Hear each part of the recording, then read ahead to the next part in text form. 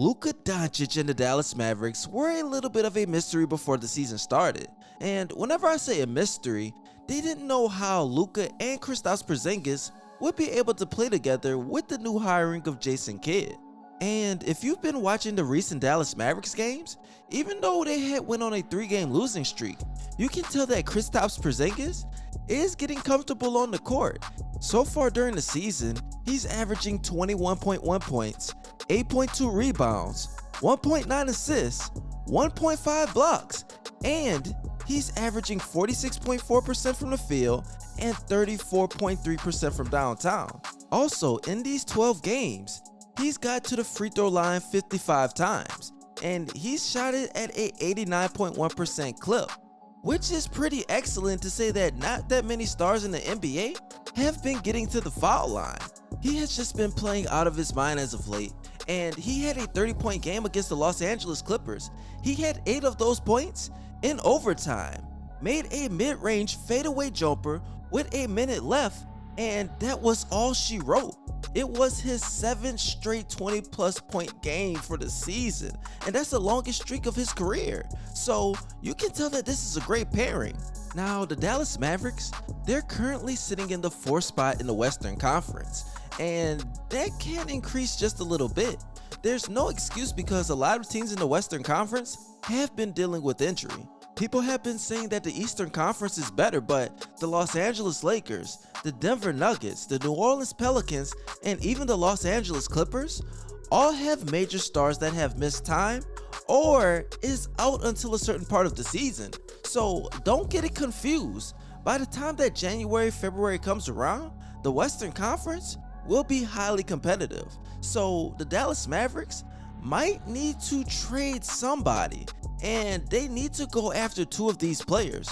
One being said is Lauri Markkanen, the baby unicorn, the guy that I personally thought the Dallas Mavericks would have went after and replaced Kristaps Porzingis with. Now, I'm not saying that he's better, I just thought that they would have found a cheaper alternative. But with him playing not as good with the Cleveland Cavaliers, they should make a move for him. I've been saying it for a while. They have a crowded front court, and Evan Mobley, he has been playing insane as a rookie.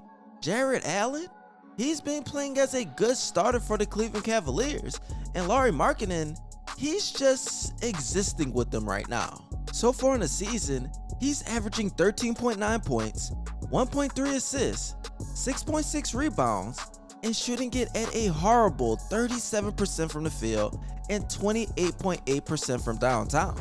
On top of that, he's only played 10 out of the 19 games for the Cleveland Cavaliers, and with Colin Sexton being out of the lineup due to injury, they have lost 5 straight games, and they might be looking to move on from him. And he's on a friendly deal, so we can probably trade one of our power forwards or centers to get him. I really believe that Markkanen can provide a boost on bench scoring, and even though he would have to get in a rhythm, I believe, he's been inconsistent on defense a little bit.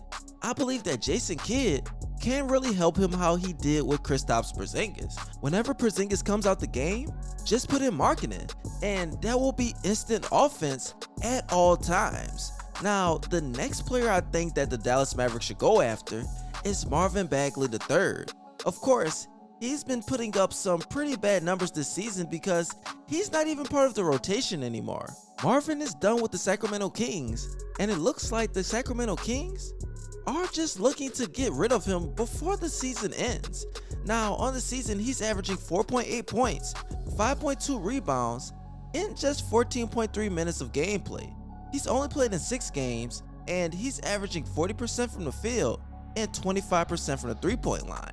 Now, of course, that's just deflated numbers because last year, he did way better. He played 43 games, started in 42, and he averaged 14.1 points, 7.4 rebounds, and 1 assist a game, while shooting 50.4% from the field and 34.3% from downtown. He plays as a natural power forward, and he has a good low post presence, so I really believe that Luka the Don will have a field day with him because he's another young player just being 22 years old. But I want you guys to tell me what you think. Do you think that the Dallas Mavericks should trade for either one of these players?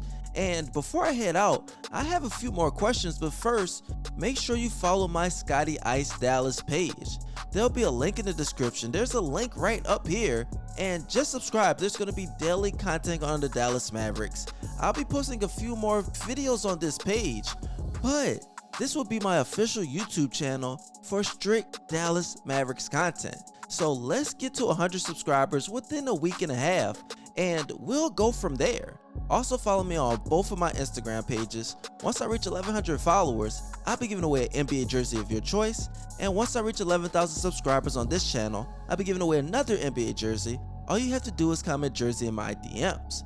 Now, the questions that I have for today is, 1. If you had to trade one player off the Dallas Mavericks, who would it be?